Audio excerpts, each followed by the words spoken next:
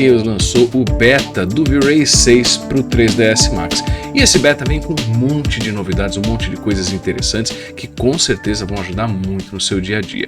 Nesse primeiro vídeo, a gente vai falar um pouquinho sobre as novidades do V-Ray Sun.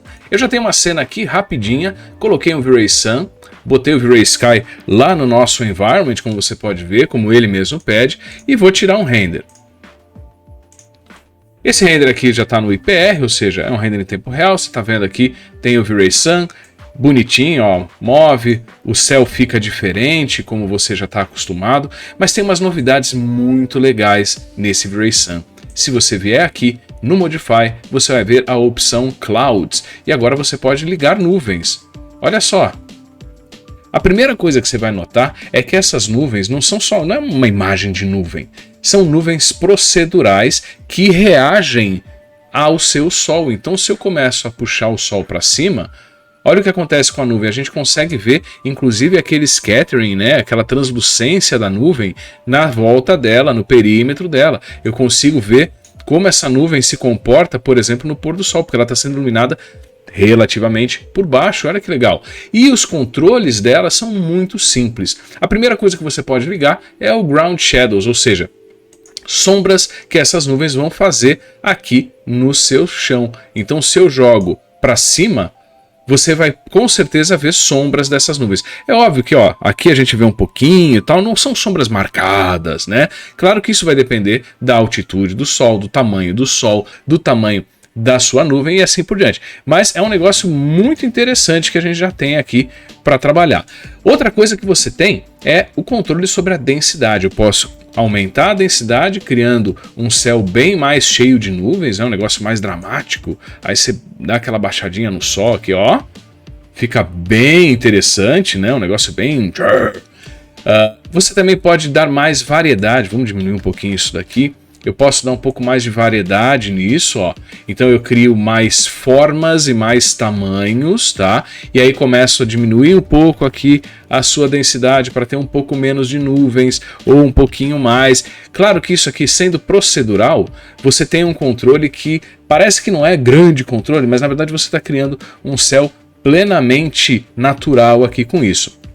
Eu também posso criar as nuvens cirrus, que são aquelas nuvens de grande altitude, né, ó, que ficam lá em cima. Olha que interessante. E aí você já começa a ter uma situação, ó, bem legal, bem bacana, ó lá, que de repente começa a dispensar um pouco um HDR, ó. Olha que interessante.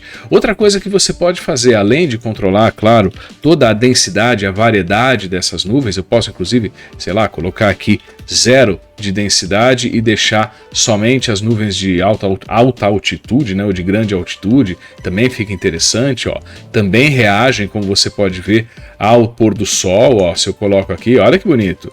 Isso aqui fica bem interessante, né? Um negócio que a gente, de repente, não tinha como fazer, ou você precisa correr atrás de HDRs específicos, né, para conseguir esse efeito na tua cena. Mas não só isso, olha que legal. Eu também tenho, vamos colocar um pouco mais de nuvens agora aqui, eu também tenho como mover essas nuvens. Então, por exemplo, se eu colocar aqui um offset em X de, por exemplo, de 1000 metros, você vai ver que as nuvens andaram. Isso significa que você pode criar um time-lapse. É só você animar esse offset, tanto em X quanto em Y, por exemplo, ó, que eu consigo fazer uma animação com o time-lapse das nuvens. Olha que legal, coisa que também não dá para fazer com HDR simples. Você também pode controlar a altura das nuvens, então eu posso fazer as nuvens ficarem mais altas. Note que aí elas ficam menores, né? E aí começa a ter um efeito um pouco diferente. Então a gente aumenta aqui também, cria aquele céu mais nublado. Olha que interessante. Vamos levantar aqui um pouquinho para dar um efeito. Olha lá. Vira um dia nublado, né? Ó, muita nuvem e nuvem alta vira dia nublado. Eu também posso mudar a espessura delas. Eu posso criar nuvens mais finas, vamos chamar assim, ó. E aí eu vejo mais luz passando.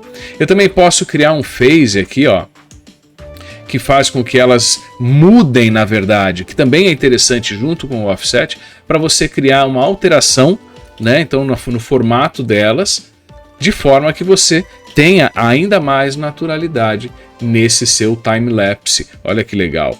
E isso daqui, ó, novamente, reage completamente com os seus reflexos, com as suas refrações. A gente consegue ter uma situação muito legal, muito mais dramática de repente de céu aqui, sem precisar de absolutamente nada externo. Então isso aqui é muito legal, uma adição muito bacana do V-Ray 6, muito fácil de usar e muito útil também.